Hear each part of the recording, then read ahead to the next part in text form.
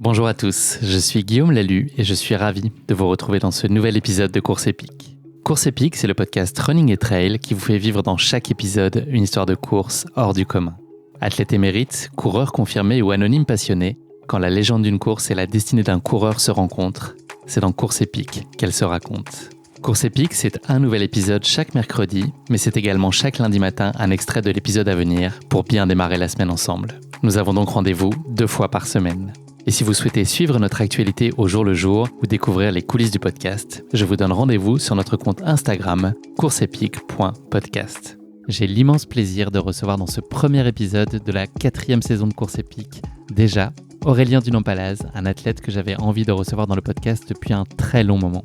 Et avouons-le, c'était une anomalie de ne pas avoir reçu Aurélien jusqu'ici, une erreur qui est désormais réparée. Aurélien s'illustre au plus haut niveau en trail ou en ski alpinisme depuis le début des années 2010. Il a également été détenteur du record de D+, en 24 heures. Son palmarès est très évocateur et ses performances récentes encore annonciatrices de très beaux jours à venir. Aurélien a tout particulièrement marqué les esprits en ce début d'été 2023 en signant une victoire pleinement maîtrisée sur la mythique Hard Rock 100, une course de 100 miles au cœur des montagnes du Colorado. Une course épique qu'il va nous faire vivre aujourd'hui dans ses baskets. Vous l'entendrez, Aurélien partage avec cœur, spontanéité et une grande humilité cette tonitruante victoire aux États-Unis. J'ai adoré ce moment avec lui, j'espère que ça sera le cas pour vous aussi. Mais je ne vous en dis pas plus. Aurélien va vous raconter tout ça bien mieux que moi. Bienvenue dans notre nouvel épisode de Course Épique, solide comme un roc. Salut Aurélien. Salut. Je suis ravi d'échanger avec toi dans ce nouvel épisode de Course Épique. Comment ça va aujourd'hui ? Ça va, je suis rentré en France il y a quelques jours, donc tout va bien. Je me repose encore un petit peu et ça roule. Aurélien, on enregistre cet épisode le vendredi 28 juillet, qui n'est autre que le jour de la Saint-Samson. Et j'avoue que sans son, c'est pas hyper pratique pour faire un podcast, donc j'espère qu'on n'aura pas trop de problèmes de son. Bon, pour la petite histoire, on a un peu galéré à lancer l'enregistrement. Là, ça fait 20 minutes qu'on est en train de chercher une solution technique, mais normalement, on est tout bon là, je pense. Comment ça se passe là, ton retour en France ? T'as pas mal enchaîné là depuis que tu as pris l'avion pour revenir ? Ouais, c'était un peu sportif, sportif dans le sens où j'ai pas eu beaucoup de vrai repos parce que je suis rentré que 2 jours après la course, donc j'étais fatigué forcément, le décalage horaire. Je suis arrivé à Genève chez moi, côté de chez moi, puis j'ai pris un autre avion direct pour aller sur un mariage en Bretagne. Pas de Voilà, répit. non, c'est pas couché tôt. Après, on a pu profiter quand même avec les copains là-bas, on s'est reposé. Et puis là, je suis de retour en Haute-Savoie depuis début de semaine. Est-ce que tu as été finisher sur le dance floor pour le mariage ou pas ? Est-ce que tu as tenu jusqu'au bout ? Ouais. Franchement, j'étais avec le décalage horaire et la fatigue. En fait, ça m'a tout décalé. Pas besoin de bâton pour danser. Non. Aurélien, je vais commencer par notre traditionnelle question d'ouverture du podcast. Je vais te demander de te présenter en quelques mots, mais je vais t'imposer une petite contrainte qui est que tu ne peux pas me parler de sport. Donc, est-ce que tu peux me dire de toi pour les auditeurs qui ne te connaîtraient peut-être pas ou pas très bien pour te présenter, mais sans évoquer tout de suite toute la partie sportive qu'on va évoquer plus largement ensemble ensuite ? Ouais, je m'appelle Aurélien Dunampalaz, j'ai 31 ans là en fin d'année. Je suis originaire de Savoie et je vis maintenant en Haute-Savoie à côté du lac d'Annecy. J'ai fait des études de kiné sur Grenoble. Donc, je suis diplômé depuis une petite dizaine d'années. Je bosse encore un tout petit peu en tant que kiné. En parallèle de ça, je coach aussi des gens. Et quoi te dire de plus, en sortant du milieu sportif, c'est compliqué, hein. Des passions, une passion secrète qu'on ne connaîtrait pas ? Pour la pêche, Ouais, pour le cinéma asiatique. ouais, non, la pêche, ouais, j'aimais bien plus jeune, mais maintenant, je n'ai plus trop le temps. J'aime toujours, j'aimerais bien, mais j'ai pas le temps. Et non, j'ai une passion pour la cuisine. Pour la cuisine, bien manger, c'est une autre passion que j'aime bien aussi. Ce que tu préfères préparer ? Ton plat absolu, c'est quoi ? Ah, le plat absolu, c'est en hiver, quand tu as fait une bonne session de sport, ça s'appelle la croziflette chez nous en Savoie. C'est des crevettes avec de la crème, du fromage, enfin du reblochon fondu, des lardons, des oignons. C'est un truc très light, avec une salade quand même. Pour avoir bonne conscience, il y a des Ouais, quelques c'est ça. calories au mètre carré là, avec ça. Ouais, exactement. En plein hiver, ça fait du bien. Ouais, exactement. Réconfort. Tu nous l'as dit, tu es né donc dans les Alpes. Quel rapport t'as entretenu toi avec la montagne dans tes jeunes années ? Est-ce que c'était un super terrain de jeu ? Est-ce que déjà il y avait cette idée d'aller faire du sport ? Est-ce que tu avais un état d'esprit un peu explorateur, aventurier ou très contemplatif ? Comment est-ce que toi tu as vécu ta relation à la montagne plus jeune ? Et puis est-ce que tu passais ta vie dehors concrètement, été comme hiver ? Ouais, c'est un peu ça. J'ai vraiment passé du temps dehors. Alors, je n'étais pas du tout sur des sports d'endurance et je faisais pas des sports montagne, dans le sens où je faisais alors j'ai fait longtemps du foot comme tous les enfants jusqu'à 16 ans et ensuite en parallèle, à partir de 12 ans, je faisais du ski alpin. Donc c'était plutôt, ouais, je contemplais la montagne, et puis je la descendais en ski alpin, je la montais en télésiège, en téléski, mais pas de sport d'endurance à proprement dit, mais j'ai vraiment toujours aimé être dehors, quoi. Quand j'étais petit, on faisait énormément de luge, on allait courir, jouer dans la neige, mais vraiment je passais pas beaucoup de temps, dedans à jouer à la console, quoi. C'est vraiment j'ai toujours été un peu actif, pas hyper actif, mais très actif dehors, à brasser, à aller courir dehors avec les cousins et passer du temps dehors. Qu'est-ce qui te plaisait dans la partie glisse, là dont tu parles, hein, le ski alpin et dans la luge, c'était le côté très ludique, c'est ça qui t'allait bien?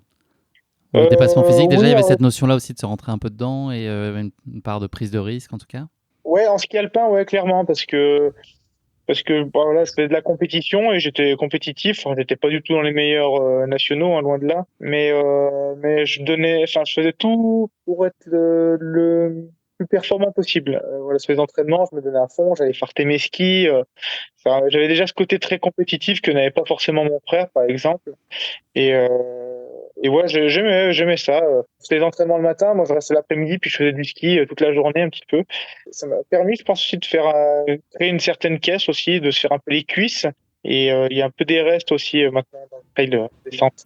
T'étais du genre à être sur les pistes, le premier à arriver et le dernier à repartir, ou pas? Est-ce que t'étais déjà dans l'engagement assez fort et dans le dépassement très prononcé?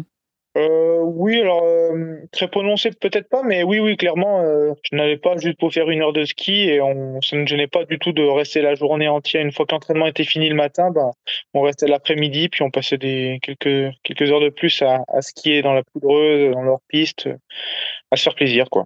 Ça me donne envie, tu vois, on est en plein mois de juillet, bah voilà, j'ai envie d'aller dans les montagnes et faire du ski. Enfin, moi je fais du snowboard, mais ça me donne envie. Aurélien, autour de la majorité, là tu commences à courir de façon un peu plus assidue dans les montagnes. Est-ce qu'on peut dire que c'est le moment où commence à naître, en tout cas c'est les balbutiements de ta passion pour le trail, même si tu ne donnais peut-être pas forcément ce nom-là à l'époque, mais est-ce que c'est là où ça commence à se passer autour de tes 18 ans? Et puis voilà, qu'est-ce que tu as aimé et que tu ne trouvais pas ou qui était peut-être très complémentaire à ce que tu connaissais par ailleurs dans le sport ou dans tes autres hobbies ou dans ta vie étudiante? Eh ben, clairement, ouais, alors, j'allais déjà un petit peu, on faisait quelques balades en montagne de temps en temps avec ma famille avant mes 18 ans, mais c'était vraiment très éparse. Et c'est à la suite de mon année de sélection pour entrer en école de kiné, donc j'avais 19 ans, 18 ans encore là, 18 ans, ouais, je sais pas 19 ans. Donc je me suis mis à aller tout l'été 2011 en montagne à marcher, puis j'ai pris plaisir. L'idée c'était de faire des boucles un peu, de faire des sommets, des trucs un peu logiques, et puis bah, j'ai allongé les distances, je faisais 3, 4, 5 heures des balades. Le lendemain, je faisais un tour de vélo, pareil, long. Ma famille, ils m'ont dit, oh, ben, tu devrais te mettre au trail. Alors, j'ai regardé ce que c'était, comment ça fonctionnait. Et puis, du coup, le 2012, bah, je suis parti comme ça. Et c'est complètement différent de ce que je faisais avant où moi, je faisais du foot et du ski alpin. Alors, il y avait un sport collectif et l'autre individuel où je faisais des compétitions d'1 minute 30 et puis là je passais sur des trucs de plusieurs heures. Mais le côté nature, découverte, paysage, c'est ce qui m'a toujours attiré, ce qui m'attire toujours aujourd'hui, hein. Je prends énormément de plaisir aujourd'hui à passer du temps derrière l'ordinateur sur des cartes, à regarder quel tour je vais faire, quel sommet, quelle traversée je vais faire, et c'est ce qui m'anime le plus. La compétition, c'est la finalité, mais ouais, l'entraînement, c'est vraiment ce qui m'anime le plus, quoi. Donc là, cette dimension compétitive que tu as commencé à aborder sur la course à pied en 2012, ça t'a apporté quoi? Qu'est-ce que tu y trouvais de particulier? Est-ce que c'était un prétexte pour être dehors? Est-ce qu'il y avait déjà cette idée d'essayer de se prendre au jeu et puis d'essayer d'être devant? Enfin, est-ce que tu sentais déjà cette fibre-là? Ou est-ce que très vite, tu as eu aussi, enfin, on le sait, tu as eu très vite des résultats très encourageants, donc tu t'es pris très vite aussi à ce jeu-là de la compétition? Ouais, clairement, c'est mon premier trail, c'est le trail du Nivole-Revard en 2012. C'était une manche du Trail Tour National Long, donc il y avait Fabien Antolino, Nicolas Pianet, Ludovic Pomeray, il y avait vraiment tous les bons de l'époque, une bonne partie des meilleurs Français. Et j'avais terminé 10e sur cette course, donc là, clairement, c'était un peu la surprise. Moi, j'avais aucune idée avant la course ce que j'allais pouvoir faire. Et donc, clairement, je me suis pris au jeu de la compétition, hein. On va pas se mentir. J'aime ça et à partir de là, j'ai enchaîné les autres courses où j'ai réussi à faire des podiums sur des courses plutôt locales, mais d'un bon niveau. Et ouais, après, c'est l'engrenage, hein, entraînement. C'est foutu. Voilà, toujours le plaisir des sorties, comme je te disais, sorties longues en montagne, et puis c'est ce qui permet de s'entraîner. Donc, il y avait tout pour bien faire, quoi. Les entraînements sur des sorties longues où je me fais plaisir, puis les compétitions, la finalité pour la performance. Est-ce que cette idée de performance, là, tu la considères par rapport à toi? Est-ce que c'est un niveau d'exigence que tu t'affectes à toi ou est-ce que c'est vraiment dans l'idée d'être premier, c'est-à-dire devant les autres, ou est-ce que c'est vraiment toi, être au maximum de tes capacités et puis de te pousser et que la compétition t'incite bien plus à faire ça qu'une sortie plus ordinaire? Est-ce que c'est par rapport à toi Ouais. globalement ou est-ce que c'est par rapport à les autres pour synthétiser ma question de 3 kilomètres? Non, clairement, c'est par rapport à moi. L'idée, moi, quand je m'entraîne, aujourd'hui encore, j'essaye d'innover un petit peu au niveau de mes entraînements, de certaines séances. Ouais, il est sorti montagne balade, ça, c'est vraiment sorti gros plaisir. Et puis certaines fois, je vais faire des fractionnés, des choses un peu plus structurées, dans l'idée de pousser mon corps au maximum de ses capacités. Et après, oui, il y a la confrontation avec les autres, mais si les autres sont meilleurs, voilà, c'est le jeu, c'est comme ça. L'idée, c'est vraiment moi d'atteindre le meilleur mon potentiel maximal, c'est de l'atteindre dès que je peux, quoi. Tu nous l'as dit, donc il y a une 10e place très significative déjà au regard de la start list que tu as connue très tôt dans ta carrière en compétition. Est-ce qu'à ce moment-là, tu avais déjà une idée de ton potentiel, de tes capacités? Est-ce que c'est cette course-là ou est-ce que c'est au gré des courses suivantes que tu as commencé à te dire qu'il y avait sûrement quelque chose à faire ou en tout cas que ça valait le coup d'appuyer un peu plus et de t'engager un peu plus dans la discipline? Est-ce que tu as eu besoin d'un regard extérieur de quelqu'un qui à un moment t'a dit Aurélien, faut y aller à fond, là il y a quelque chose vraiment à faire de grand, lance-toi? On m'a jamais poussé vraiment comme ceci. Toute l'année 2012, j'ai enchaîné plusieurs cours. J'étais seul dans mon coin. J'ai pas de sponsor. J'avais ma famille qui me suivait déjà. Mais voilà, je faisais ça d'une manière. Je découvrais ce monde. J'avais 19 ans et j'ai enchaîné des 73 kilomètres. Après, en fin d'été, je fais mon premier ultra du Beaufortin qui faisait 100 kilomètres. Et c'est suite à cette bonne saison en fait que là, j'ai commencé à. Je suis rentré dans le team Adidas l'année d'après. Et puis surtout, au changement, c'est que c'est mon entraîneur actuel. Bon, maintenant, c'est plus un proche avec qui je discute, mais Jean-Louis Ball, qui est venu en fin d'année 2012, début 2013, et qui m'a un petit peu pris sous son aile. Ouais, il m'a dit, si tu veux, je peux t'accompagner. Et je le connaissais via Axel Mollin, qui était en école de kiné. Et du coup, je me suis dit, allez, je vais me faire guider par lui. Et lui, il connaissait énormément le milieu. Il m'a jamais dit, tu vas devenir, tu vas devenir ça. Non, il m'a pris sous son aile, il m'a entraîné. Et puis voilà, les résultats étaient de mieux en mieux d'une année à l'autre. Mais voilà, c'est un peu comme ça que ça s'est passé au fil des années. De façon assez naturelle finalement et sans calcul à long terme. Oui, oui, tout à fait. Je me suis pas dit dans 10 ans je vais faire ça. J'ai laissé venir. C'est dur d'imaginer comment ça pouvait évoluer le trail il y a 10 ans en arrière, comment j'allais pouvoir évoluer. J'étais encore en études de kiné et puis finalement j'ai réussi à tout couper, quoi. Et les formats longs, ça a été une évidence très vite aussi. Est-ce que tu as senti que c'était ça qui peut-être te plaisait le mieux et là où tu avais le potentiel de performance le plus élevé aussi? Ouais, tout à fait. La première année, voilà, sans conseil de personne, je me suis lancé sur un 50 km première course. À la fin de l'été, je faisais mon premier 100 km. La deuxième année, pareil, j'avais fait la CCC et oui, clairement, c'est ce qui m'attirait tout de suite, hein. J'ai quasiment jamais fait de trail court, moins de 40 km. J'en ai fait un petit peu pour préparer certaines autres courses, mais clairement, oui, les gros objectifs, c'est les longues distances et c'est ce qui m'a toujours plu, attiré, hein. Ce qui te plaisait du long, justement, est-ce qui t'a attiré vers ça de façon très naturelle? C'était les retranchements dans lesquels ça pouvait te mener? C'était un prétexte pour passer beaucoup, beaucoup d'heures dehors aussi? Oui, oui, oui, il y a ça parce que clairement, j'aimais et j'aime m'entraîner pas mal d'heures en montagne, donc c'est beaucoup plus bénéfique de faire ça pour préparer des longues distances que si je préparais des 15-20 kilomètres. Puis il y a toujours cet objectif, voilà, de faire un 160 kilomètres, un 100 miles.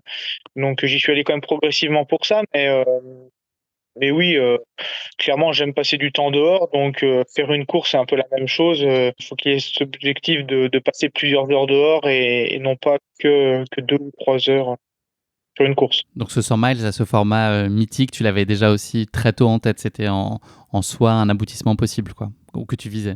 Oui, de toute façon, quand j'ai commencé à connaître le trail, forcément, on entend parler de l'UTMB, des choses comme ça, des traversées comme le GR20, des autres trucs comme ça. Et oui, je voulais pousser ça jusqu'aux 160 km, voilà, en validant quand même certaines autres étapes sur les 80, 100, 120 km. Mais oui, clairement, c'est sur ces distances-là que je voulais me faire les années qui suivent, quoi.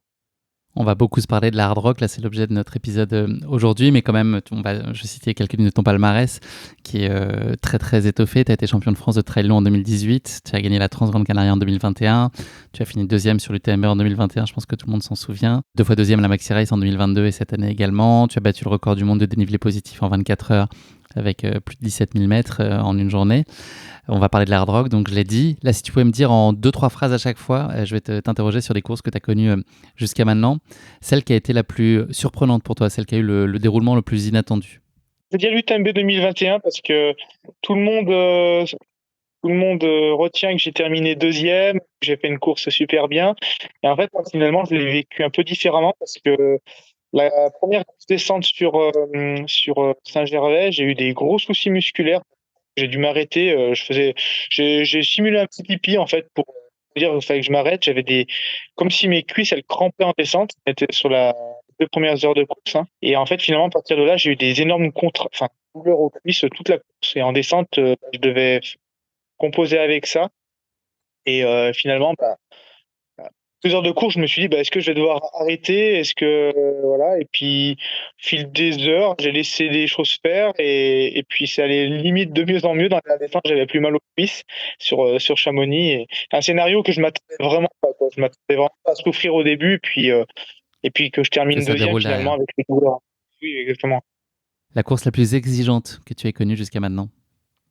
L'hard rock, clairement, parce que le côté altitude, et puis le fait qu'on soit dans un milieu sauvage, on a traversé énormément de rivières, on en parlera peut-être plus tard, mais on avait les pieds trempés du début à la fin. Exigeante, l'hard rock.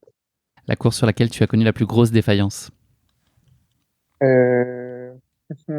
Défaillance, Une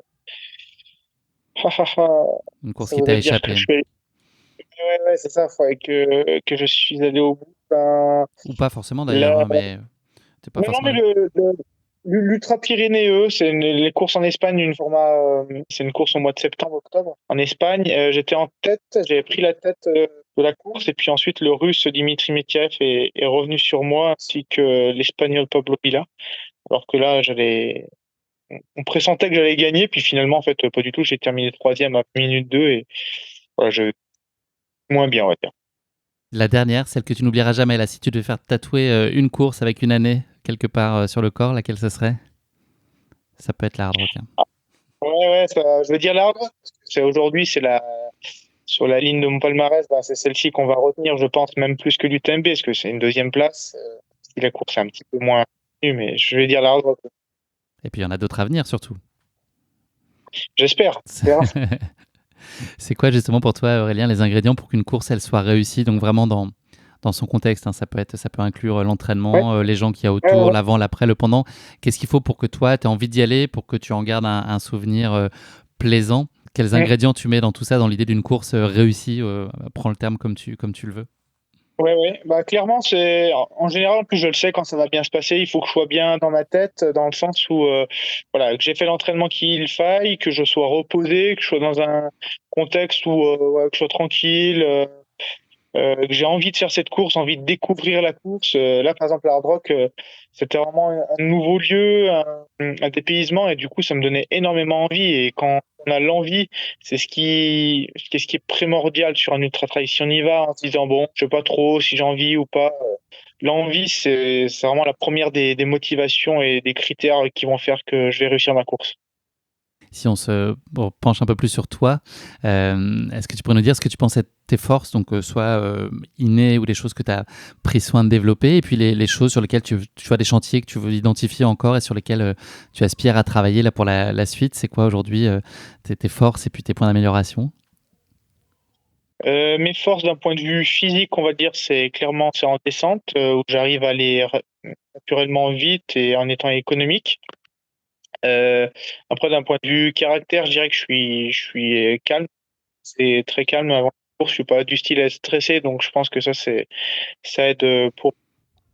Donc jamais Je pendant suis la course ambitieux. aussi, ni avant, ni pendant, t'es toujours, tu gardes la tête froide en toutes circonstances, même quand t'es un peu entamé physiquement. T'arrives à avoir une recul sur la situation. Oui, oui, clairement, ça c'est, ouais, ouais. Je suis assez posé, que ce soit avant ou pendant la course, donc je pense que ça peut aider dans certaines situations, ouais, clairement. Et puis après, bon, qu'est-ce que mes points forts? Je dirais que je suis ambitieux, je le montre pas trop, mais je suis ambitieux envers moi, sûrement. Pour une course, je dis jamais que j'ai envie de gagner ou j'ai envie de faire podium, mais envers moi, je sais ce que je veux au fond. Et après, sur les points d'amélioration, dire d'un point de vue physique, je suis loin d'être le meilleur coureur sur les parties roulantes. Alors bon, les profils sur lesquels je m'oriente, c'est pas très important. Mais ouais, il faudrait que je cours un petit peu mieux quand même en règle générale. Et ça veut dire là, l'exigence dont tu fais part, est-ce que ça veut dire que tu es sujet à de la déception beaucoup aussi, si tes exigences sont assez hautes, même si tu les affiches pas? Est-ce que ça t'arrive souvent d'être déçu quand tu n'es pas exactement là où tu penses être? Et est-ce que c'est quelque chose que tu traînes pendant longtemps? Est-ce que tu t'arrives à domestiquer ça ou est-ce que tu gardes aussi du calme dans l'analyse d'une déception? Ouais, je peux être déçu après une course si j'ai pas ce que je veux, mais je vais pas forcément le montrer. Quelqu'un va me dire: «Ah, tu es content?» Je vais dire: «Oui, oui, ça va, oui». Bon, ça dépend de la place que je fais, mais ouais, je vais pas le montrer et après je vais essayer de passer quand même assez vite, au prochain objectif pour, pas voilà, pas ouais, pour que ça me travaille trop, mais je passe vite à autre chose quand même, en effet. Si on prend un peu de hauteur et au gré des entourages auprès desquels toi, tu as pu évoluer, des gens que tu as croisés sur ta route, c'est quoi aujourd'hui le meilleur conseil qu'on ait pu te donner, en tout cas une phrase qui, toi, t'anime, et un conseil auquel tu penses de façon régulière dans ta façon d'appréhender tes courses ou autre? C'est la notion de progressivité. Dans le sens où, moi j'ai commencé rapidement sur des longues distances, c'est pas forcément ce qu'on préconise et je suis un peu de cet avis de d'être progressif dans alors tout dépend le passé sportif de chacun, mais si quelqu'un veut se lancer sur des trails longue distance et ben qu'il commence un peu progressivement sur des distances un peu plus courtes et cette notion de progressivité, elle est aussi bien valable dans les courses que sur les entraînements, que sur une reprise sportive après un hiver à passer sur les skis, que voilà, cette notion de progressivité, c'est vraiment ce que je garderai vraiment comme conseil principal.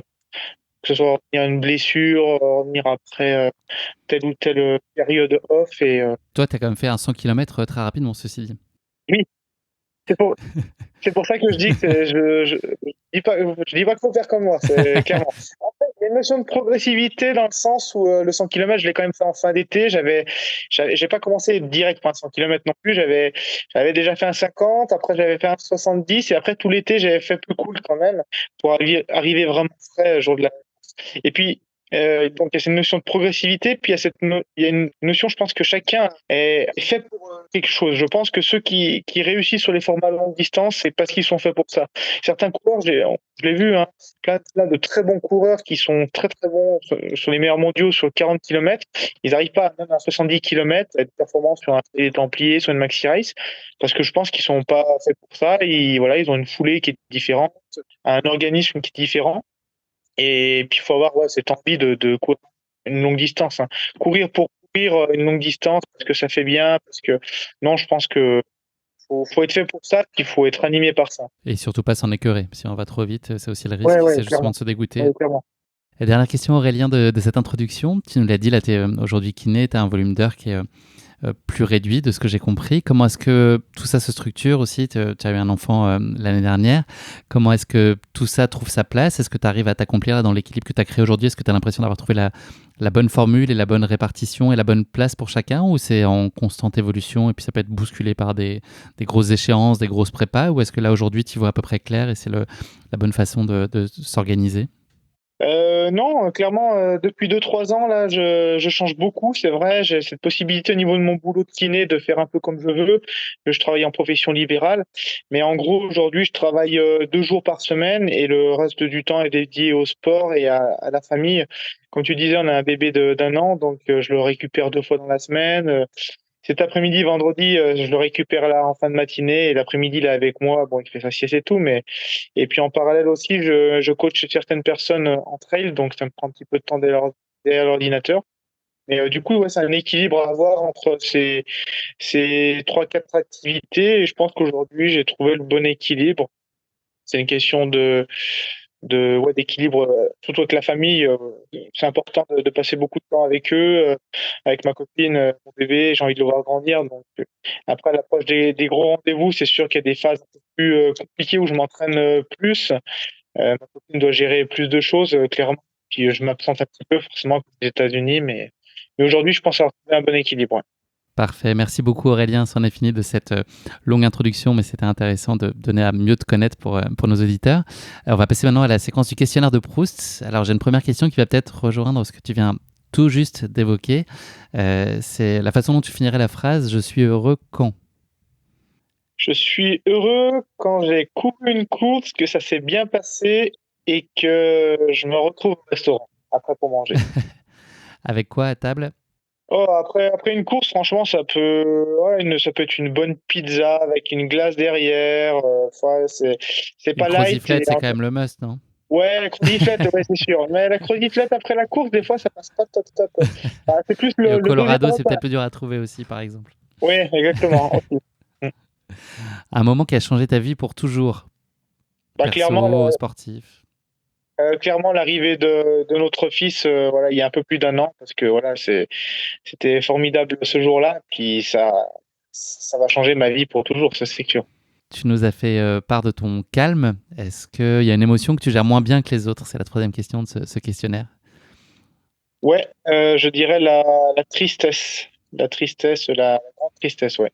C'est pour ça qu'en général, vous me verrez jamais, je le montrerai jamais et je suis quasiment jamais triste. Ouais, j'essaie de toujours être heureux parce que c'est pas une émotion que je gère très bien et que j'aime bien, quoi.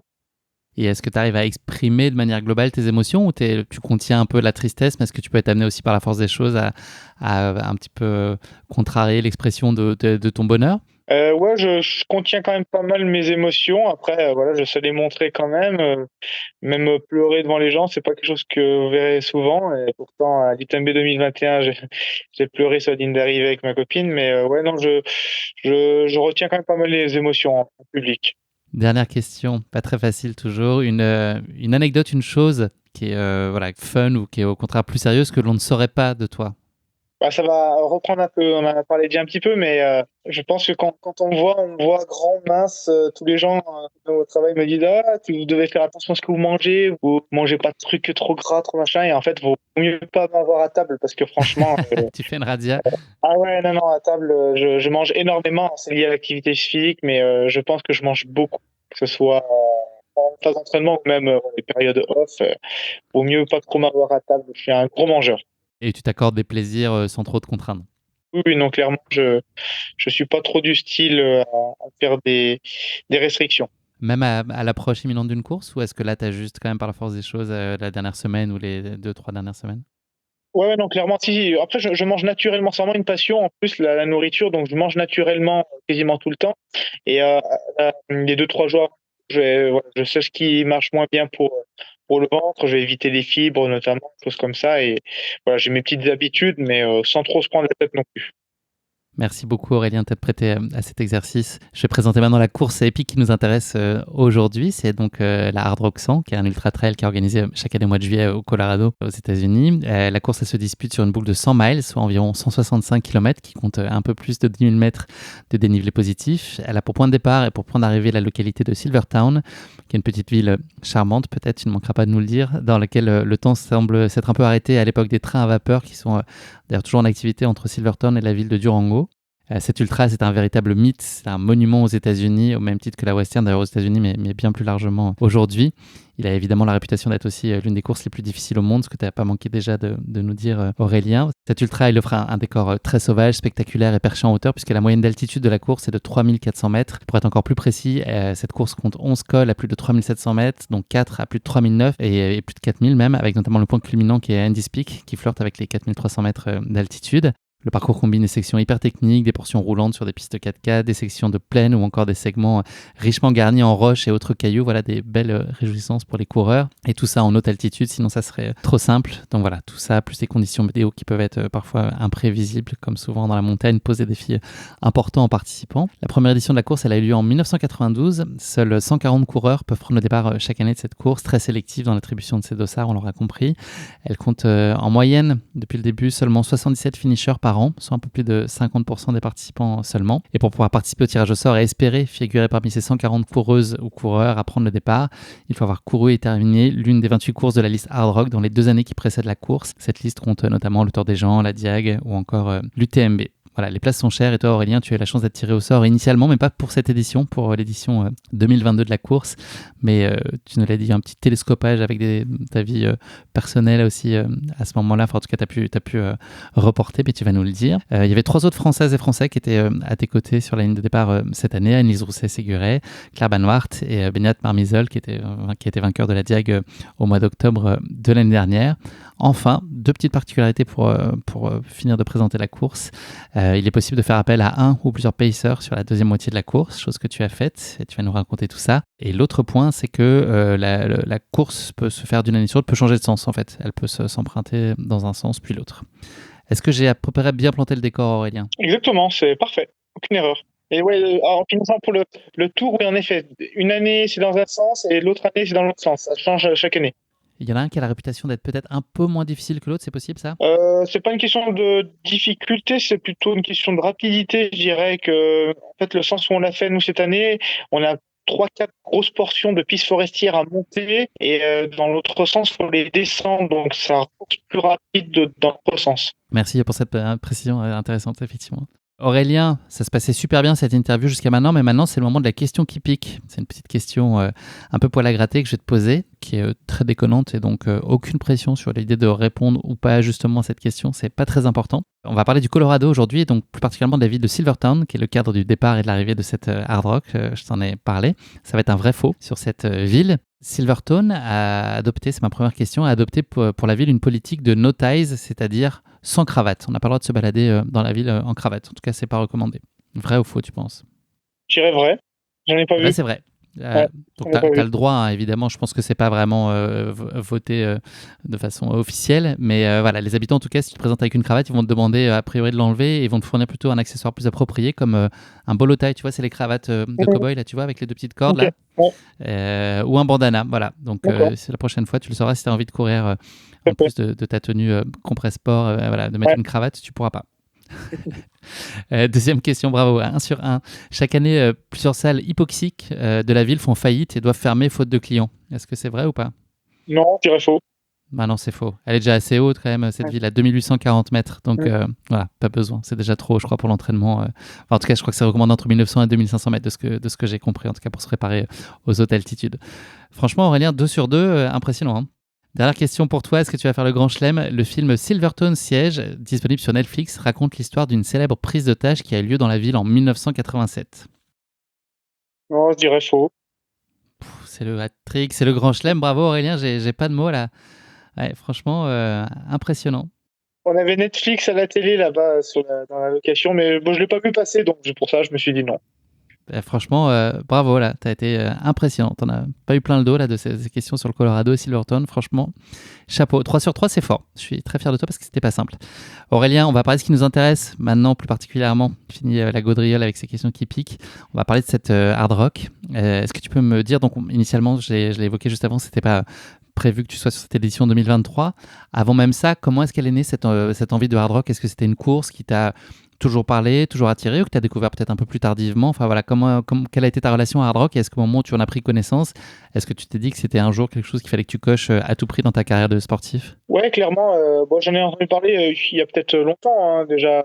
Depuis les premières années que je cours, là, je suivais tous les résultats des meilleurs sur les ultras, Kylian et tout. Et voilà, j'ai vu la Hard Rock. Et puis, ce côté montagne, bien plus que l'UTMB, hein, c'est bien plus sauvage. Les dénivelés qui sont plus raides, puis l'altitude, ça me parlait beaucoup plus qu'un UTMB. Et je savais que c'était compliqué d'avoir une place pour y aller. Fallait déjà lancer un 100 miles. Donc, déjà, avant de me dire j'ai envie de la faire, fallait que j'ai fait un 100 miles dans les 2 années précédentes. Et du coup, mon premier 100 miles, c'est l'UTMB 2021. Donc, à partir du moment où j'ai fait cette UTMB, je me suis dit, bah allez, faut essayer le tirage au sort la première année. Sachant qu'au moment où je me suis inscrit, je savais déjà que si j'étais pris, je ne pourrais pas y aller parce que je connaissais la date d'accouchement de ma copine. Donc, bon, j'ai été surpris d'être pris la première année. Du coup, j'ai dû refuser la position d'y aller et j'ai eu la chance d'être pris une deuxième fois pour cette année-là, 2023. Donc là, j'ai pas laissé passer l'occasion. Ouais, ils ont pas rechigné, ils ont eu aucun problème à décaler ta demande. En fait, ils n'ont pas décalé ma demande. T'as dû te réinscrire à nouveau? Exactement. Sur le règlement, en fait, c'est écrit qu'ils ont le droit de choisir. Eux, ils se donnent le droit de choisir 6 personnes comme ils veulent parmi les gens qui s'inscrivent. Donc, je pense que la première année, ils m'ont choisi suite à ma deuxième place de l'UTMB, parce qu'en fait, ils essayent de faire en sorte qu'il y ait quand même un intérêt sportif en prenant 3-4 bons joueurs. Donc, je pense qu'ils m'avaient pris suite à ma deuxième place UTMB. Et l'an dernier, eh ben, je leur avais mis un petit mail gentiment en disant que j'espérais être pris et ils m'avaient répondu on croise les doigts pour toi pour 2023. Et du coup, je sais pas s'ils m'ont choisi ou si c'est le tirage au sort. Bon. T'as envoyé une photo de toi avec ton fils, Mhm. avec un petit panda à côté, Non, et même puis pas. oui, un petit chaton pour les attendrir. Non, non, même pas. Mais bon, je pense qu'ils m'ont choisi aussi. Hein, mais bon, je j'ai pas la confirmation. L'histoire ne le dit Non, pas. Ce exactement. qui compte, c'est que tu pu avoir ton Exactement. dossard. Et justement, c'était ton premier, j'ai découvert ça cette année, c'était ta première course US en fait, c'est Ouais, ça? mon premier voyage aux États-Unis même. Donc, ouais, c'était. Ah, premier voyage, ok, Ouais, même même au-delà du voilà, dossard. il y avait ce côté, bien sûr, l'objectif c'était la compétition et puis on est 2 semaines en avance là-bas, donc profiter également du voyage pour découvrir les US aussi. Hein. Enfin, le coin de Silverton surtout. Quel pied quand même de mêler les deux là, Mhm. première découverte des États-Unis Ouais. plus faire la hard rock. Oui, clairement, Incroyable. Il manquerait plus que tu la gagnes. ouais, c'est ça. Aurélien, avant qu'on rentre dans la prépa et puis tout ce qui t'a mené jusqu'à la hard rock, t'es, je pense on peut le dire, sorti d'une année 2022 qui a été contrariée sur le plan sportif. Elle a été géniale évidemment à titre personnel. Comment t'es sorti de cette année-là? Voilà, est-ce que tu peux nous dire un peu dans les grandes lignes ce qui s'est passé et puis voilà ce que toi ça t'a apporté comme apprentissage? Est-ce que ça a pu peut-être donner chez toi comme envie additionnelle de donner toutes les chances de faire une très grande année 2023? Qu'est-ce que ça m'a apporté? De la frustration, mais non, malheureusement, c'était pas la première année que je passe où j'ai eu des blessures. C'était vraiment particulier 2022 parce qu'il y a eu un peu 3 parties. Début 2022, j'ai eu une blessure au mois de février. Ensuite, j'ai pu reprendre. Ça s'est plutôt bien passé. Début maxi race, voilà, la forme montait, ça allait bien. L'été aussi, juste à l'approche de l'UTMB, j'ai vraiment fait une bonne préparation. Et puis là, paf, 3-4 jours avant l'UTMB, sur un footing, je sens la même blessure qu'en début d'année, mais de côté. Et là, voilà, à partir de là, je savais que la saison était foutue. J'ai pris le départ de l'UTMB, mais si la blessure se confirmait, j'avais dit à ma copine, j'ai 95% de chance de m'arrêter très rapidement, et c'est ce qui est malheureusement eu lieu. Après, voilà, cette année 2022, comme tu l'as dit, ce qui m'a marqué, c'est l'arrivée de mon fils. On est parti à La Réunion, je devais faire Diagonale des Fous, malheureusement, j'ai pas pu courir, mais on est parti là-bas 6 semaines. C'est une merveilleuse vacances en famille. Et après, j'ai pris le temps de vraiment souffler, de récupérer. Et ça m'a pas inquiété pour le futur parce que c'est des blessures que j'avais déjà eues. J'ai déjà eu des grosses blessures. Et je sais que derrière, en général, ça revient plus fort. Donc ça se confirme encore cette année que derrière, si la préparation se passe bien et que je gère bien, voilà, tout est remis dans l'ordre aujourd'hui, quoi. Donc il y a eu des choses aussi positives malgré tout. Et le rebond Oui, oui, a clairement, été très bon. je suis pas j'ai vraiment pas déprimé après ça. Les gens ils me demandaient comment ça va, pas du tout. Je passe à autre chose, puis voilà, c'est une année comme ça et la vie s'arrête pas, c'est une blessure sportive, hein, j'avais rien de cassé, il y a plus grave dans la vie quand même. Si on en revient à ta prépa pour cette Hard Rock 100, tu as intégré pas mal d'entraînements croisés, j'imagine. Tu pratiques pas mal le ski l'hiver, on le sait, le vélo, le VTT quand la météo le permet. Donc voilà, c'est quelque chose que tu as toujours fait. Est-ce que c'est des choses que tu as amplifiées particulièrement dans ta préparation? Et puis voilà, est-ce que le fait que tu aies été blessé, ça a pu aussi jouer sur la répartition de chacun de ce type d'efforts? Et puis il y a la question de l'altitude. Donc voilà, un peu essayer de comprendre comment toi, tu as pu intégrer, enfin, ce que dans ton socle habituel, tu as gardé, puisque tu as peut-être pu ajuster. Ouais, clairement, quand j'ai su en mois de décembre que j'étais pris pour la Hard Rock 2023, j'ai vraiment fait un focus sur cette date, là, du 14 juillet. Je revenais d'une blessure, donc au mois de décembre, j'avais pas un gros niveau sportif, on va dire. Et du coup, je me suis dit, comment je vais faire pour être à 100% ce jour-là. Donc, je revenais d'une blessure. Donc, la priorité, c'était de faire des sports portés et ça tombait bien parce qu'il y avait l'hiver qui arrivait. Donc, c'était un peu compliqué, conditions de neige au début. Donc, j'ai fait pas mal de VTT en mois de décembre. Je voulais pas trop courir, je me forçais à pas aller trop courir. Les gens me demandaient, ah, tu fais beaucoup de vélo, tu cours pas. Mais c'était vraiment volontaire, hein. C'est pas que je pouvais pas, c'était volontaire. Et ensuite, j'ai fait pas mal de ski assez condensé sur la période où il y avait de la neige ici. J'ai fait un peu plus de 100 000 mètres dénivelé positif. C'est un peu ce que je fais chaque hiver. Donc là, voilà, avec un point d'orgue, la Pyramide, la grosse course de ski alpinisme, au mois de mars. Donc une édition particulière avec du mauvais temps, mais voilà, c'était la fin de saison. Donc là, la forme, elle montait déjà bien sur la période hivernale. Et ensuite, j'ai fait une transition à pied avec des petits trails dans le coin. J'ai commencé sur un 30 km, 5. Et puis, je suis monté progressivement avec le trail Univolé Revard, Maxi Race, où la forme montait vraiment, je le sentais, je le voyais sur les chronos. Et puis, comme tu disais, il y a cette notion d'altitude à appréhender pour le. Et du coup, j'ai fait appel à une entreprise française et j'ai fait une préparation en tente hypoxique. C'est la première fois que je faisais ça.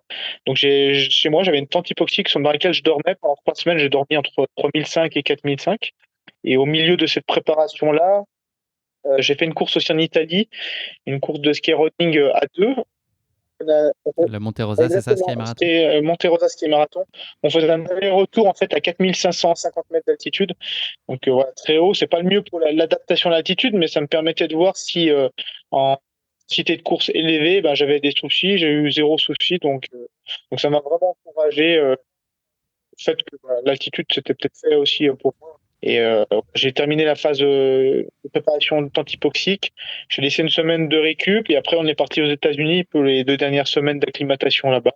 Ça ressemble à quoi une tente hypoxique? C'est un bijou de technologie ou ça peut être relativement rudimentaire Ah non, non, c'est assez simple. Ce générateur, en fait, c'est une tente, comme une tente de camping. Donc là, dans laquelle j'avais mis le matelas, c'était autour du lit. Vous pouvez dormir. Parce que j'ai vu une vidéo avec ton fils, je crois, vous jouez dedans, c'est cette Ouais, tente-là alors ça, justement? C'est cette... ouais, c'est pour la vidéo, ça, hein. Il a pas dormi à D'accord. 4005, hein. Il a pas Non, dormi ouais. à 4005, mais ouais, Oui, ouais, bien sûr. c'est assez simple comme fonctionnement. C'est une tente dans laquelle il y a un tuyau et au bout du tuyau, il y a un générateur qui crée une aire en fait, pris en oxygène pour réduire les conditions de haute altitude. Le but, c'était d'adapter tout doucement le corps. Combien de temps tu y passais au maximum? C'est les nuits, donc on va dire entre minimum 7 heures, ça pouvait aller jusqu'à 10 heures si je traînais dedans.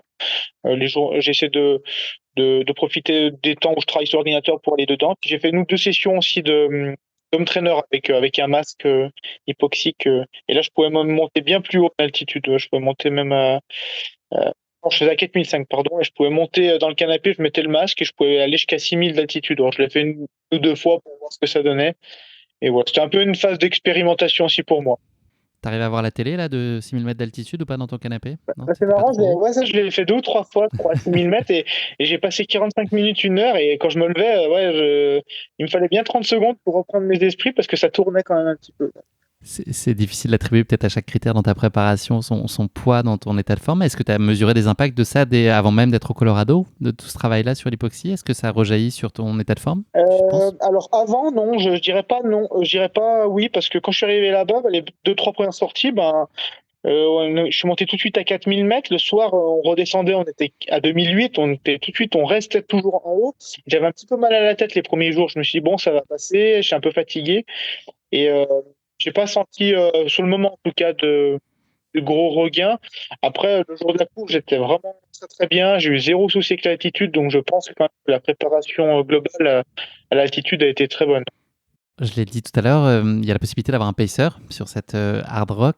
Est-ce que le choix de Ludovic Pomeray a été une évidence pour toi? Et quelles étaient tes attentes dans son rôle de pacer, plus spécifiquement pour Ludovic? C'est marrant, c'est croisé au mois de mars en fait au camp de rassemblement Compressport. Et donc il m'a dit qu'il allait faire la Western State, qu'il restait 3 semaines. Et puis du coup 3 semaines, il allait partir la semaine avant la Hard Rock. Et en rigolant, je lui dis tu veux pas rester une semaine de plus, ça tu me fais pacer sur la Hard Rock. Au début, il m'avait dit non, il pouvait pas au niveau du boulot, au niveau des contraintes familiales. Et puis finalement, il a réfléchi, il est revenu vers moi de lui-même. Et c'est lui qui m'a proposé de faire le pacer. Donc forcément, j'ai accepté parce qu'on se connaît. Ludo, c'est un super gars. J'étais super Il content. court pas trop mal en plus, j'ai Ouais, l'impression.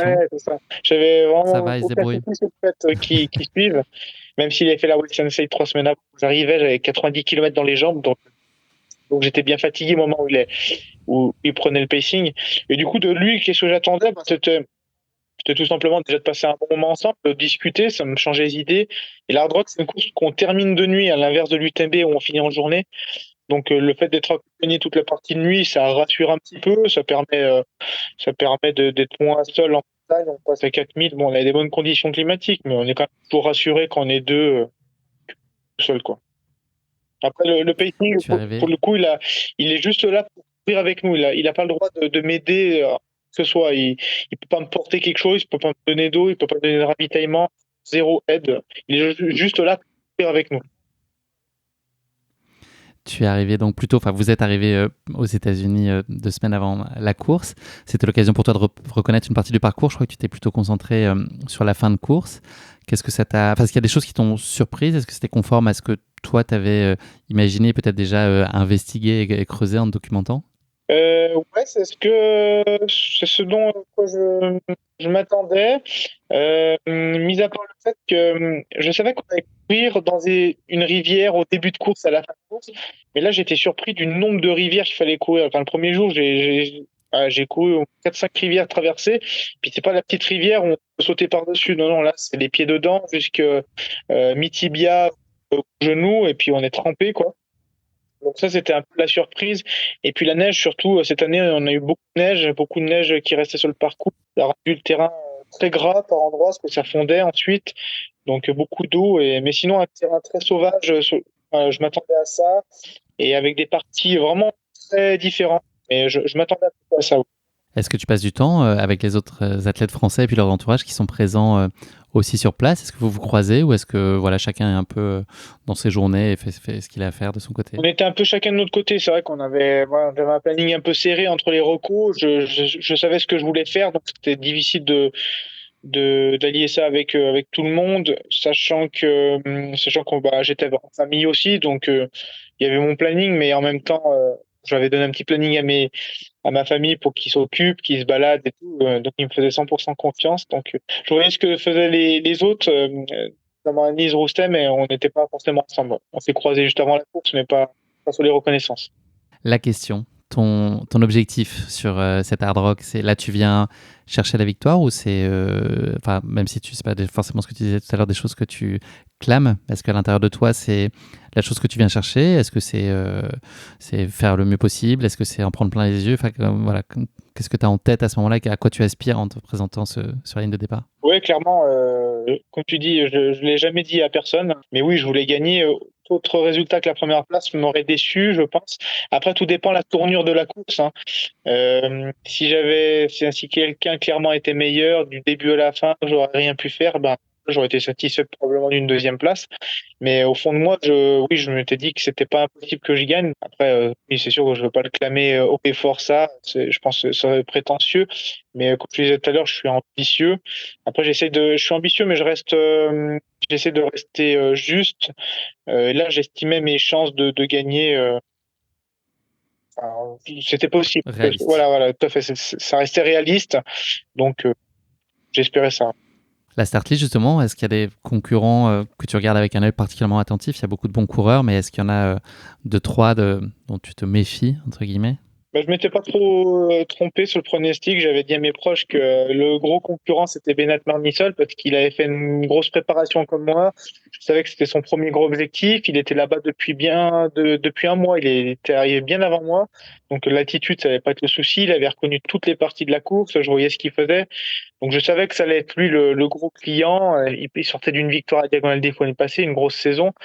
Et ensuite, il y avait les Américains, mais et Dylan Bowman qui a fait deuxième derrière François en 2021. Mais là, je savais, puis je l'avais croisé en plus quelques jours avant. Et je savais qu'il était beaucoup moins prêt qu'il y a 2 ans. Donc, je m'attendais à ce qu'il soit peut-être un peu plus en retrait. Et finalement, ça s'est confirmé, quoi.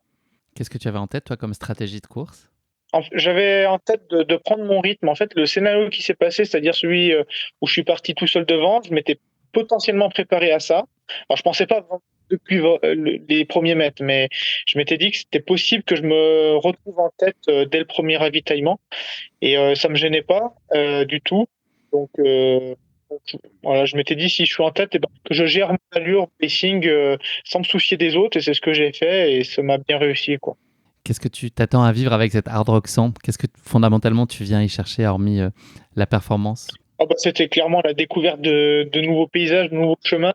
J'avais pas connu le parcours, du coup, d'habitude, j'aime bien tout connaître sur les courses locales, mais du coup, ça enlève un peu la surprise le jour J, quoi. Alors que là, il y a plein de parties que je connaissais pas, très sauvage, c'était super joli, c'était magnifique, et j'ai vraiment apprécié ça.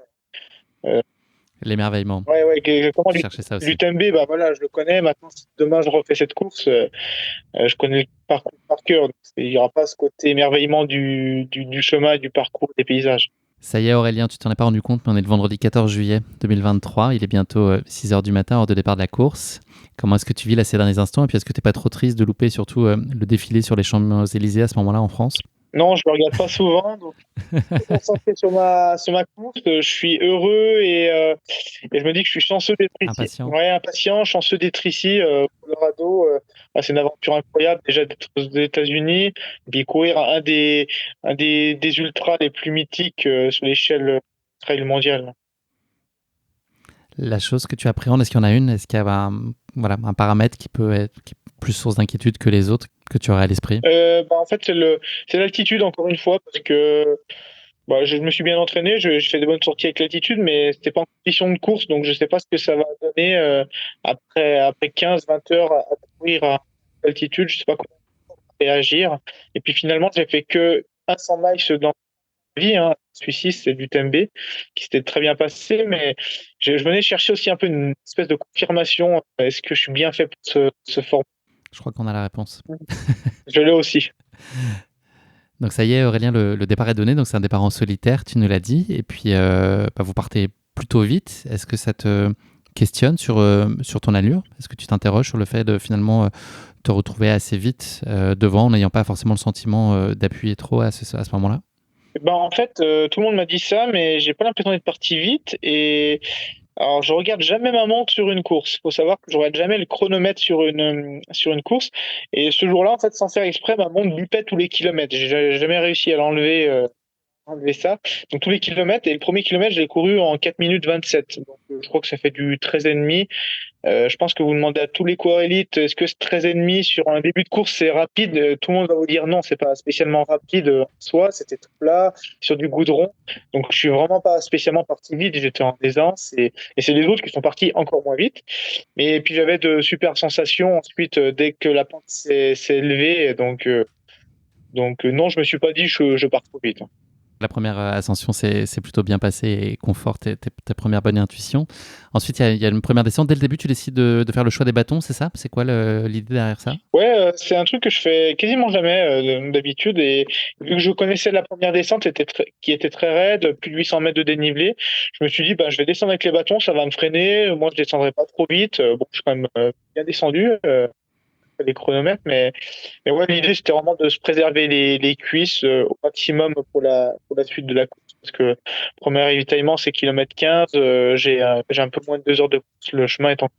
Là, tu arrives donc au premier ravito. Si on prend plus globalement ton approche sur ce sujet-là du ravitaillement, est-ce que l'idée c'était d'y passer le moins de temps possible, puisque ce le premier ravito là va être express, alors c'est le tout début de course et ça peut sembler logique, mais est-ce que globalement il y avait aussi une idée d'être le plus efficient possible sur le ravito et de pas trop s'y étendre? Ah oui, clairement, j'avais dit à mes proches, je passe pas plus de 20 secondes. Je suis arrivé, je leur ai donné les bâtons qui étaient dépliés, j'ai mis mes flasques, ils m'ont mis ce qu'il fallait dans le dos et je suis parti. Ouais, j'ai dû passer 20 secondes, je pense. Ouais, l'idée, c'était vraiment de passer le moins de temps possible, là. Une petite flasque de jus de croziflette et hop, ça repart quoi. Ouais, c'est ça. Non, c'était de l'eau puis une boisson énergétique. Est-ce que tu peux nous parler là, des 35 kilomètres suivants qui sont sur un terrain qui est relativement sauvage? Est-ce que là, tu es dans la contemplation et dans le plaisir? Est-ce que tu vis un moment de grâce? C'est début de course, tu es devant. Est-ce que voilà, tu étais au sommet du plaisir à ce moment-là? Ouais, là, c'est la partie que je connais pas, justement, les 35 kilomètres suivants, enfin, sauf la première montée, là. Et donc, je me retrouve tout seul.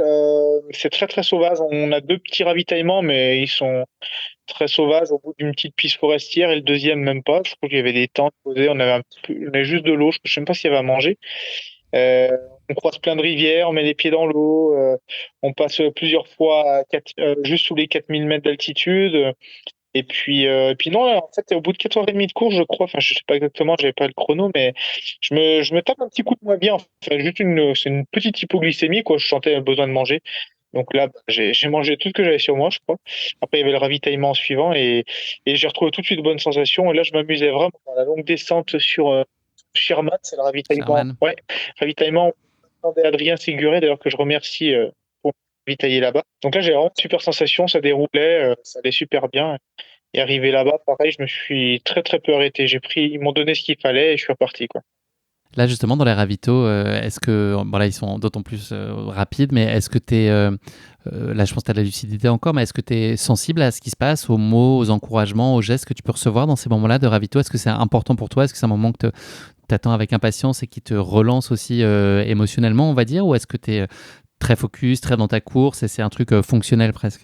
Ouais, non, je suis plutôt dans ma course. Après, je prends le temps de remercier les bénévoles. C'est une course où il y a beaucoup de bénévoles, et vu que j'ai pas mon assistance personnelle, et ben, ouais, c'est eux qui m'aident, qui me remplissent les gourdes, et ils sont très très efficaces. Ils prennent les gourdes, et ils sont vraiment faire le plus vite possible. C'était assez marrant. Donc je les remercie, mais je reste assez focus sur ma course. Et ensuite, le gros morceau, en tout cas le point culminant de la course qui est Andy's Peak à 4284 mètres. Est-ce que c'est une montée que tu as, enfin une ascension que tu appréhendes? Et puis, est-ce que, voilà, comment tu réagis justement par rapport à ces hautes altitudes en conditions de course? Ouais, le début de la montée est très roulant. C'est une piste forestière qui monte à peine. C'est pas ce que je préfère. Et encore une fois, là, j'ai toujours de bonnes sensations. Donc, je suis vraiment satisfait. Je prends plaisir. Et par contre, la chaleur commence vraiment à arriver. On est dans la journée, la fin de matinée. Et ensuite, ben, l'altitude, voilà, ça augmente. La montée se durcit, mais je préfère, parce que je préfère marcher que courir en général. Et plus je monte, ben, forcément, l'altitude, on commence à la sentir quand on approche les 4000 mètres, et même au-delà de 4000. Mais finalement, je monte bien. Et puis, à partir de là, je me retourne, on voit loin derrière soi. Et puis derrière, voilà, je vois Benat Marmisol qui a environ un quart d'heure. Donc je me dis, bah, déjà là, un quart d'heure, ça me laisse une petite marge déjà. Je peux gérer mon allure comme je veux, quoi. Ça te surprend là cet écart déjà à ce moment-là de la course? Alors surprendre, non, dans le sens où déjà avant, dans la partie précédente, je voyais quand même loin derrière moi, et je voyais déjà personne à 10 minutes. Donc voilà, vu mon allure que je maintenais, je savais que l'écart n'allait pas diminuer, ou en tout cas pas de beaucoup, même s'il montait fort. Bah, du coup, c'était une position agréable, hein. J'étais content de voir cet écart qui permettait de bien gérer ma course. À moi. Ravito suivant au kilomètre 75. Là, tu retrouves tes proches, je crois. Comment se passe ce moment-là? Ouais, ça fait un moment que je n'ai pas croisé entre le kilomètre 15 et 75 finalement. Donc là, vraiment, il commence à faire vraiment chaud. C'est une piste forestière. Là, je commence un petit peu à fatiguer sur à l'approche du ravito. Donc j'arrive, je m'assois, je prends le temps de bien manger. Ils me disent que j'ai plus d'un quart d'heure au sommet. Donc je prends vraiment le temps de me poser un petit peu pour faire le plein d'énergie, de bonnes ondes aussi. Et puis après, je repars sur cette longue montée sur une piste forestière encore. Il est quelle heure là dans la journée à peu près pour situer? Là, il doit être 2 heures, je pense, 2, 3 heures, même 3 heures de l'après-midi, je pense, ouais, 3 heures de l'après-midi. Donc là, ouais, même sur la montée suivante, là, qui va jusqu'à 4000 mètres, tu souffres, enfin, tu continues de souffrir de la chaleur. Elle est quand même très prononcée là dans l'après-midi. Ouais, et puis c'est une piste forestière qui est très large, qui est plus ou moins raide sur les endroits, donc on alterne marche courte, et puis on passe à côté de beaucoup de voitures qui montent ou qui descendent, des motos. Donc même s'ils sont très gentils, les gens s'arrêtent, on mange un petit peu de la poussière quand même. Mais ouais, c'est vrai qu'on voit le sommet, ouais, Merci, mais dégagez, s'il vous plaît. ouais, on voit la longue piste forestière, on dit oula, faut monter jusqu'à là-haut, on voit tous les zigzags. Ouais, c'est un petit peu long, c'est pas le plus agréable, mais bon, ça fait partie de la course, hein. Une fois que tu es arrivé au sommet, là, l'horizon semble plus dégagé que jamais. Au loin, il y a la ville d'Ouray qui se profile. J'imagine que ton cœur chante Hippie Hippie Pourrait à l'idée de rejoindre Ouais. le ravito qui s'y trouve, qui est aussi la promesse de la retrouver avec Ludo Pomeray, ton paceur de luxe, on peut le dire. Comment est-ce que tu la gères, cette descente? Elle est très très longue, la descente. Je l'avais pas reconnue. Ouais, je crois qu'on passe 1h20 à descendre pour 1 600 mètres. Donc il y a un petit peu des petites relances même. Elle est pas hyper raide, pas spécialement technique, mais elle est super jolie à les endroits. Mais par contre, il fait vraiment chaud. Là, quand je redescends, c'est la fin de journée. Pourtant, c'est 5h30. Mais bon, le jour se couche tard, c'est encore en plein soleil. Et puis on redescend sur la partie la plus basse de la course à 2500, je crois. Donc ça fait différence par rapport à 4000 mètres. Ici, on a quand même bien plus chaud en bas. Donc je la gère tant bien que mal. Je suis content d'arriver en bas quand même pour retrouver de nouveau mes proches et me reposer un petit peu et pour refaire le plein d'énergie avant d'attamer la suite avec Ludo. Ouais. Comment il se passe justement les premiers kilomètres qui suivent ensuite avec Ludo? C'est une piste forestière, là, à nouveau, je crois, assez large. Ouais, c'est la partie la plus horrible de la course. C'est la limite piste forestière route. Hein. Vraiment, là, on avait monté en voiture avec ma famille. Vous pouvez monter avec un vélo de route, même sur les 2 tiers, tellement que c'est un revêtement qui est très, très, très propre. C'est hyper large. Il y a beaucoup de voitures qui descendent là et on mange encore un petit peu de poussière. Celle-ci, elle freinait moins les voitures. Donc là, je commence à être fatigué. C'est la fin de journée. Il fait encore chaud. Malgré les aides de Ludo, je lui dis, ouais, là, ça commence à devenir un peu dur quand même. La pente, elle permet pas de vraiment courir souvent avec la fatigue, donc c'est un peu dur d'accepter de marcher. Mais finalement, j'arrive à monter. Quand tu dis que c'est dur, là, c'est quoi ce que tu ressens? C'est de la douleur? C'est de la lassitude mentale? C'est Non, physiquement, musculaire? ouais, de la fatigue, fatigue des jambes. J'ai pas de douleur musculaire, j'ai pas de, non, non, pas de lassitude non plus. C'est plus que ça devient dur de relancer, quoi. Cette idée de marcher, c'est quelque chose qui est facile à accepter pour toi? Est-ce que tu as la crainte que ça puisse revenir derrière? Ou est-ce que tu dis que tout le monde va être logé à la même enseigne, a Ouais, priori? exactement, c'est ça en fait. Et ce qui m'inquiète, me dit, bon, est-ce que derrière, il va arriver à courir, à monter plus vite que moi? Parce que je marche, après, je marche à bon rythme, mais il faut arriver à relancer sur les plats. Et puis finalement, en haut, après, il y a un ravitaillement en haut et ensuite on continue à monter. Et là, on voit derrière Benat. Moi, je pensais qu'il était revenu un petit peu et en fait, finalement, les écarts au sommet, je l'ai pris 8 minutes encore dans la montée. Donc là, ça m'a vraiment encouragé. Comment ça se passe avec Ludo, là, la relation pendant ces moments-là? Est-ce que c'est plutôt taiseux et silencieux? Est-ce que vous parlez beaucoup? Est-ce que ça dépend là quand ça grimpe? Forcément, par la force des choses, vous êtes plus focus. Voilà. Comment se passent ces premières heures avec lui? Quel type de moments vous vivez ensemble? Bah, on discute un petit peu, ouais, bon, assez peu parce qu'on monte, hein, j'ai besoin de souffler, c'est un peu dur pour moi, mais on discute quand même sur ce qui nous attend en haut. Je lui parle, lui il connaît pas cette partie, donc je lui dis où elle se met, combien de dénivelé. Il me dit les kilomètres par moment. Puis de moment, il se met devant, il me dit allez, faut relancer. Donc il relance. Moi, j'essaie de suivre. Non, ça c'est bon enfant, même si je suis un peu dans le dur, quoi. Et vous arrivez bien à vous caler justement? Est-ce que ça doit être compliqué peut-être? J'imagine que chacun trouve le bon pace qui toi te va à l'instant T. Est-ce que tu es obligé de parfois le réorienter par rapport à toi, tes capacités du moment? Est-ce que lui, il interprète très, très bien aussi ton allure et il est capable de s'ajuster de façon très naturelle? Ouais, non, il s'ajustait très très bien parce qu'il se mettait juste quelques mètres devant moi. Et puis je voyais qu'il regardait bien tout de suite si je prenais pas de distance. Et non, je pense qu'il avait vraiment la bonne allure. Et pour le moment, même je me forçais à le suivre, ça me donnait un petit peu le rythme. Non, il a vraiment été très très bon de ce point de vue-là. Très bien. On va lui mettre une très bonne note sur Pacer Advisor. Voilà. Ludo. Tu arrives ensuite au sommet de Kroger's Canteen à 3950 mètres. Là, tu as une petite pause soupe au poulet qui va te faire beaucoup de bien. Ouais, ouais. Je sais pas si c'est au physique et au moral, les deux. Ben, les deux, en fait, parce qu'en fait, j'ai perdu beaucoup de sel la journée et j'ai fait l'erreur en bas à Ouray de pas prendre assez de soupe. Et vraiment, je pense que c'est ce qui m'a manqué. Et Ludo m'a dit dans la montée, il m'a dit, t'as pas pris d'électrolytes, t'as pas pris sel minéraux. Je dis, ben non, j'ai rien de spécial. Et arrivé au sommet, donc 3900, là, c'était vraiment magnifique. C'était fin de journée, limite coucher de soleil, les lumières, vraiment magnifiques. On aura quelques images là, bientôt qui sortiront, mais Ludo filmait ça, c'était vraiment magnifique. Au sommet, on monte dans des talus de neige très très raides où ils avaient fait un peu des marches avec une corde. C'était ouais, vraiment, on sort un peu du trail classique là. Et au sommet, je m'assois sur la petite chaise qu'ils ont, ils mettent une couverture. J'étais super bien. Ludo lui avait froid, il n'avait pas la couverture. Et là, ouais, ils m'ont sorti une soupe au poulet, soupe au vermicelle. Ça m'a fait extrêmement du bien. Puis en fait, c'est à ce moment-là qu'ils m'ont dit que Benat Marmital avait pris enfin, je lui avais pris 8 minutes dans la montée. Donc là, voilà, ça m'a vraiment, à partir de ce moment-là, jusqu'à la ligne d'arrivée, mentalement, j'étais vraiment très, très bien où je savais que si je coinçais pas, normalement, la finalité devait être dans mon sens. Et, euh, et ensuite, derrière, ouais, on a vraiment bien continué notre chemin. Tu arrives ensuite à Telluride, la ville de Telluride en pleine nuit. Tout se passe toujours très bien, l'écart se creuse. Ensuite, il y a une nouvelle montée. Globalement, comment est-ce que toi, tu appréhendes ces passages de nuit? Puis là, tu as les pieds dans la neige aussi. Et voilà, est-ce que tout ça te cogne un peu quand même, te rentre dedans? Comment tu vis ces moments un peu particuliers, à la fois nocturnes et puis les pieds dans la neige? La descente sous Telluride, elle a été vraiment magnifique. J'avais vraiment de super sensations. Même Ludo me disait, mais là, tu descends vite. Euh, je pense que c'est vraiment le fait qu'on m'ait dit que j'ai pris de l'avance encore sur Bennett Marmisol. J'avais une demi-heure d'avance. Donc là, je me suis dit, ouais, c'est quand même vraiment bien. J'avais de super jambes dans les descentes.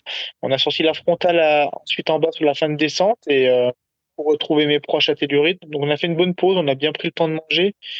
Et j'ai changé les chaussettes d'ailleurs parce que c'était trempé depuis un moment. Je sentais un peu quand même quelques effleurements dedans avec cette humidité. Mais j'ai pas changé les chaussures, donc ça n'a pas servi à grand chose, parce que j'ai mis des chaussettes sèches dans des chaussures mouillées, donc le problème a vite été, a été résolu, quoi, finalement. Et puis de toute manière, on recroisait des rivières juste après dans tous les sens, donc ça n'a pas changé grand chose. Mais non, j'étais content d'arriver. J'aime bien courir aussi la nuit. J'étais avec Ludo, il faisait frais. Voilà, j'étais dans de bonnes dispositions, franchement.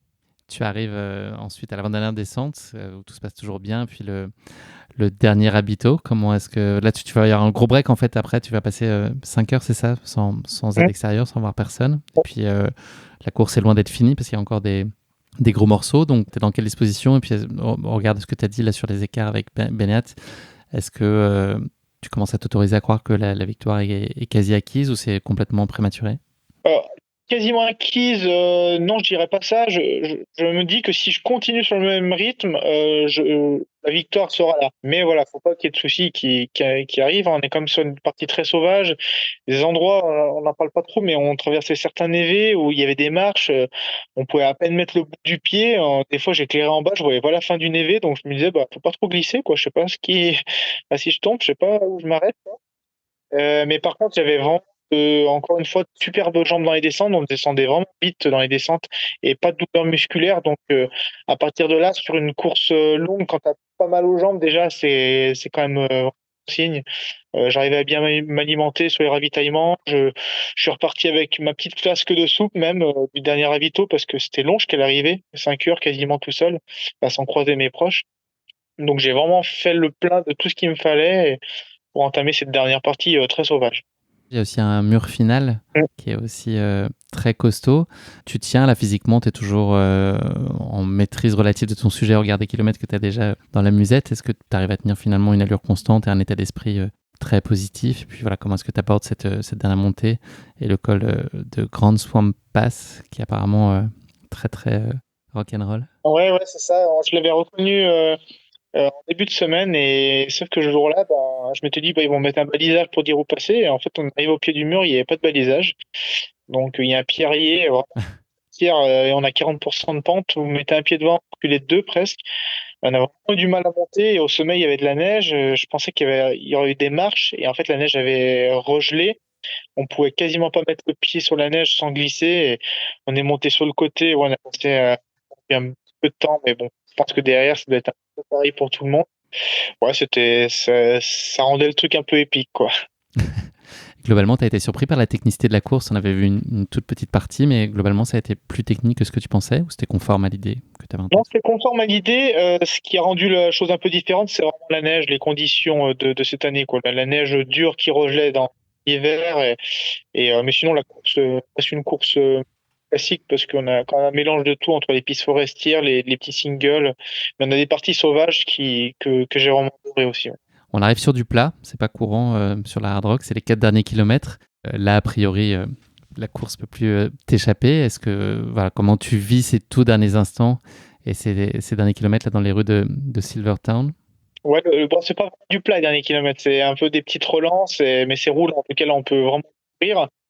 On peut courir si on y arrive. Mais d'ailleurs, je suis surpris, j'arrive à bien relancer. Même la montée finale sur une piste forestière, là, je la cours quasiment tout le long. Je crois que j'ai dû marcher 20 mètres. Non, je suis agréablement surpris. Et puis, bah, je suis content. Je sais que là, c'est fait, je vais gagner. Je commence à entendre des sirènes de mes proches dans la ville. Et donc, avec Ludo, on se tape dans la main, on échange un peu, je le remercie. Et c'est un bon moment. Tu conclus ces 165 km à la première place, on l'a compris, après 23 heures et 7 secondes d'effort. Il a quel goût, là, ce baiser rituel sur le rocher situé sur la ligne d'arrivée? Celui de la sueur, du travail, du plaisir, de la fierté, du collectif aussi, ou un peu de tout ça en même temps? Ouais, c'est clairement tout ça à mélanger, hein, parce que je me dis que ça fait 6-7 mois que je pense qu'à cette course. Je me suis préparé pour essayer d'être à 100% ce jour-là, et ben ouais, j'ai eu de superbes sensations dès le début. La course s'est très bien passée en règle générale, hein. Ça reste un ultra et des moments un peu plus dur, mais voilà, tout s'est très bien passé, pas de soucis physiques, voilà, une victoire. J'ai pu profiter des semaines d'avant avec ma famille, donc c'est vraiment le voyage un petit peu parfait, quoi. Pour avoir vu la vidéo d'arrivée comme beaucoup, tu sembles très en contrôle. Est-ce qu'à ce moment-là, ça bouillonne à l'intérieur? Ou est-ce qu'au contraire, tu es apaisé ou tu es surtout physiquement tellement éprouvé que c'est compliqué d'extérioriser les choses? Non, alors c'est marrant, c'est complètement, il y a moins d'émotions qu'à Nutmb parce qu'il y a beaucoup, beaucoup moins de monde. Je suis arrivé à 5 heures du matin, faut bien se rendre compte que tout le monde dort finalement, et franchement, il y a pas beaucoup de monde à l'arrivée. Il y a plus de photographes et ma famille que d'autres personnes, donc Que de ferveur populaire, ouais. ouais, ouais, ouais. Non, non, c'est chouette, c'est un bon moment parce qu'il y a le directeur de course, ça reste, c'est c'est fidèle à cette course, quoi. C'est un truc très intimiste, voilà, avec les personnes, les bénévoles qui sont là. Dès qu'on a passé la ligne, on rentre dans le gymnase à côté, ils nous font manger ce qu'on veut. Non, ouais, je profite du moment, mais ça reste très intimiste. C'est la première fois de ta vie que tu embrassais un rocher? Ouais, peut-être bien, oui, ouais, c'est fort possible. On a fait pire comme première fois. Mhm. Il y a une autre performance dont j'avais envie de parler, évidemment, c'est celle de Courtenay, qui a fini quatrième au scratch, Corner de Water, en 26h14. Est-ce que tu as un adjectif à dispo pour caractériser sa performance? Parce que moi, j'ai plus d'idées là, tellement elle est impressionnante, stratosphérique. Enfin, Ouais, clairement, on s'attendait à ce qu'elle gagne. Après, il y avait le gros questionnement de l'enchaînement Western State Hard Rock quand même, hein, faut pas se mentir. Je pense qu'elle aurait fait beaucoup mieux en termes de temps si elle avait pas couru la Western. Voilà, elle a un niveau là sur cette course qui était inférieur à celui de la Western, c'est normal. Heureusement, j'ai envie de dire même 3 semaines. ouais, 3 semaines d'écart, ouais, c'est Ouais, peu. où elle avait fait quand même une performance, voilà, inédite au niveau féminin sur une course. Donc ouais, ouais, c'est Courtenay, hein.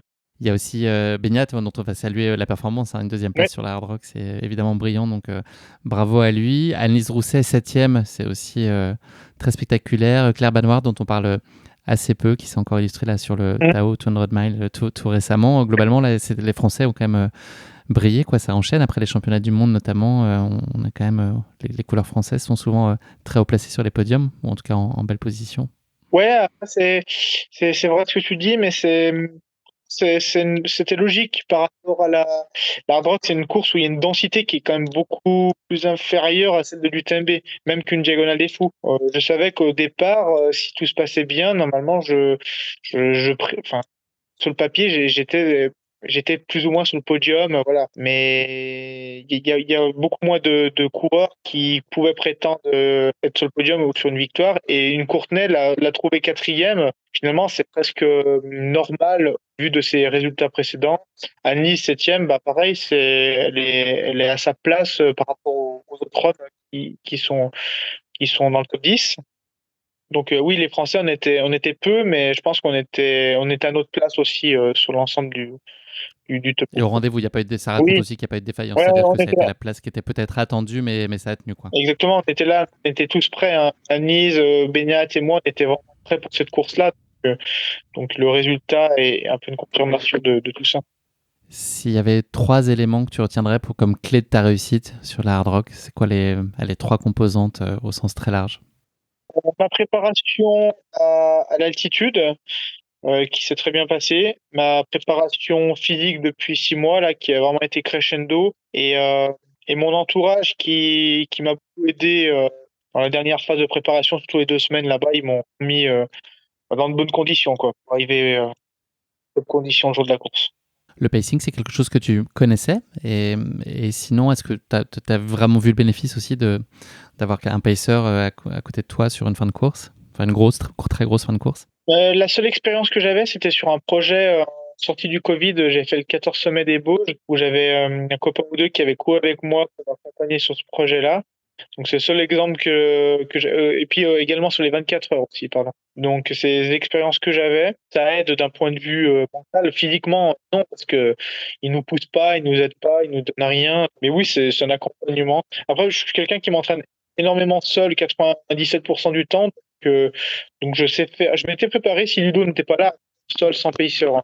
Donc, mais je pense que ça m'a quand même bien aidé, surtout sur une partie de nuit, ouais. Qu'est-ce que cette course, elle t'a appris sur toi, Aurélien? Ou est-ce qu'elle a conforté des choses dont tu avais conscience, mais ça les a confirmées et appuyées? Ouais, clairement, c'est ce que je disais tout à l'heure. J'étais venu chercher le fait que je m'entraîne depuis des années pour ce format de 100 miles. En même temps, j'en ai couru que un, l'UTMB 2021. Mais là, j'arrive à la fin de course, je suis pas épuisé non plus. Je discute encore bien. Enfin, et puis j'ai eu très très peu de courbatures suite à la course, donc je pense que je me suis confirmé le fait que je suis en fait pour ces formats-là de longue distance, très longue distance. Ce qui a été le plus difficile à gérer là sur cette hard rock, ça a été l'altitude, la technicité? Qu'est-ce Ouais, que tu retiendrais comme... non, l'altitude, parce que c'est vrai que quand on passait au-delà de 3005, on sentait clairement que j'allais moins vite que sur des allures ici, chez nous, dans les Alpes, hein. S'il y en avait qu'une, c'est une question traditionnelle que je pose à la fin du podcast. L'image que tu retiendrais là, s'il y en avait une? Les 10 derniers mètres où je passe dans les barrières avec le caillou qui est éclairé là, à 5 heures du matin, avec le mouflon que je vois. Et je crois que La j'arrive, victoire devient je me dis concrète à ce enfin, moment-là. enfin. Et un mot pour décrire ta course? Euh, Maîtrisée? ouais, maîtriser, maîtriser, exactement. C'est exactement le terme qui est revenu à plusieurs reprises, parce que j'ai pas eu de gros coups de moins bien, même en partant à un bon rythme, et donc maîtriser. Merci beaucoup Aurélien d'avoir partagé avec nous ta hard rock, c'était génial. Voilà, on a beaucoup suivi, on a été beaucoup là dans le monde du trail à suivre à distance ta performance et vos performances. Ça a été haletant à suivre, donc bravo et merci. On va parler un peu du futur pour conclure cet épisode. Là, ton prochain rendez-vous, si je ne dis pas de bêtises, en tout cas le plus gros, serait la Diag, c'est ça, au mois d'octobre.